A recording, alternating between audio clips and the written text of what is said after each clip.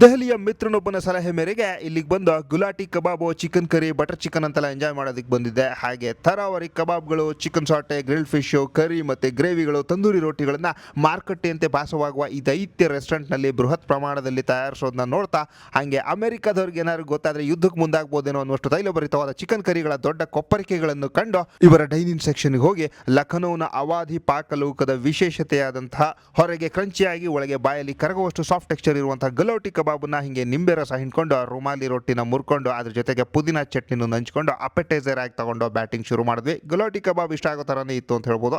Main ಕೋರ್ಸ್ಗೆ ಬಿಸಿ ಬಿಸಿ ಖಮೀರಿ ನಾನ್ ಜೊತೆಗೆ ಈ ಪಾರ್ಟಿ ಲೆಗ್ ಪೀಸ್ ಇರುವಂತಹ ರಿಚ್ ಆಗಿ ಹಾಗೆ ಥಿಕ್ ಆಗಿರುವಂತಹ ಟೆಕ್ಸ್ಚರ್ನ ಗ್ರೇವಿಯಲ್ಲಿ ಆರೋಮೆಟಿಕ್ ಆಗಿ ಓವರ್ಲಿ ಸ್ಪೈಸಿ ಆಗಿ ಏನು ಇಲ್ಲದೆ ಇರುವಂತಹ ಬೋಲ್ಡ್ ಅಂಡ್ ಕಂಫರ್ಟಿಂಗ್ ಆಗಿರುವಂತಹ ಚಿಕನ್ ಕರಿನ ಎಂಜಾಯ್ ಮಾಡಿದ್ವಿ.